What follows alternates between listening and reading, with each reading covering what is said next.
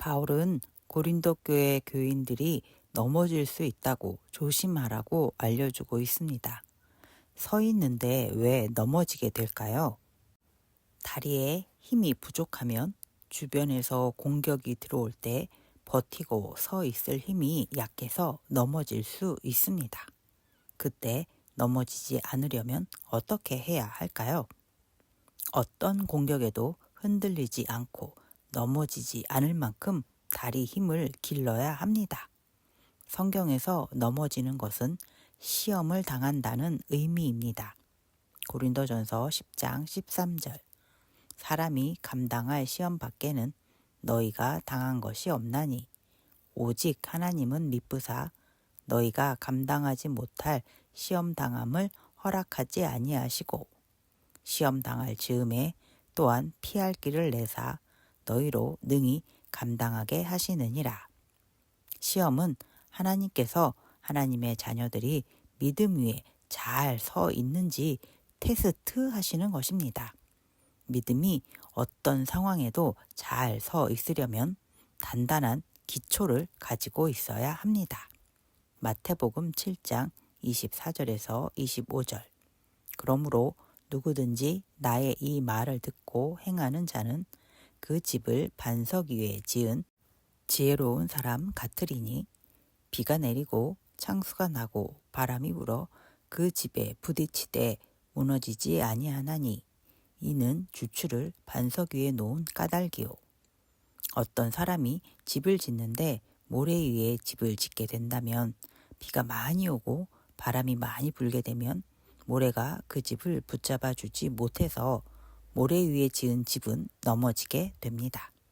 그런데 어떤 사람은 반석, 큰 바위 위에 집을 지었다면 어떤 큰 비가 내리거나 바람이 불어도 그 집은 넘어지지 않습니다. 그러므로 믿음도 단단한 기초, 반석 위에 지어야 합니다.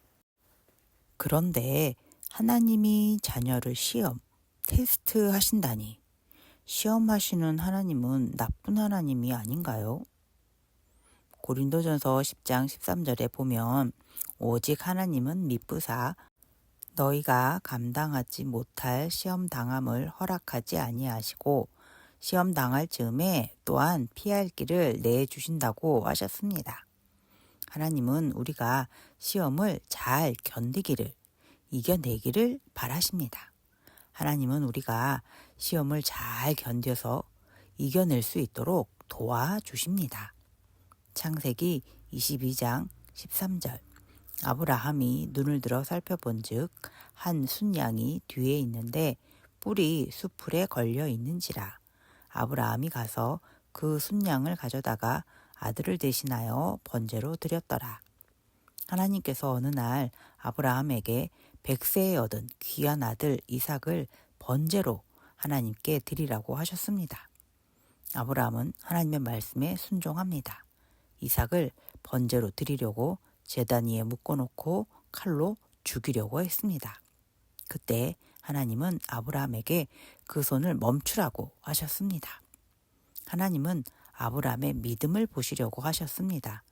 하나님이 이삭이 죽기를 바라시지 않으셨습니다. 그래서 수풀에 순양이 걸리도록 해 주셨습니다. 아브라함은 하나님이 준비해 주신 순양을 하나님께 번제로 드렸습니다. 하나님의 말씀에 순종하는 아브라함의 모습이 믿음입니다. 아브라함은 따르기 힘든 하나님의 말씀에도 순종했습니다. 하나님에 대한 믿음이 단단한 반석 위에 서 있었기 때문입니다. 우리도 믿음이 단단한 반석 위에 서 있어야 합니다. 성경에서 말하는 최고의 반석은 예수님입니다. 예수님 위에 믿음의 집을 짓게 된다면 어떤 비바람에도 시험에도 결코 넘어지지 않습니다. 믿음은 예수님 위에 서 있어야 합니다. 그래야 올바른 믿음이 됩니다. 극일교회 어린이 여러분, 예수님 위에 잘 서 있는 어린이가 됩시다. 믿음을 반석 위에 짓는 지혜로운 어린이가 됩시다. 하나님의 어떤 시험의 말씀에도 순종하는 어린이가 됩시다. 하나님께서 우리가 그 시험을 잘 이겨낼 수 있도록 피할 길도 준비해 주실 것입니다. 하나님의 시험을 잘 이겨 나아가는 지혜로운 하나님의 자녀로 성장하는 그길교회 어린이가 되길 바랍니다.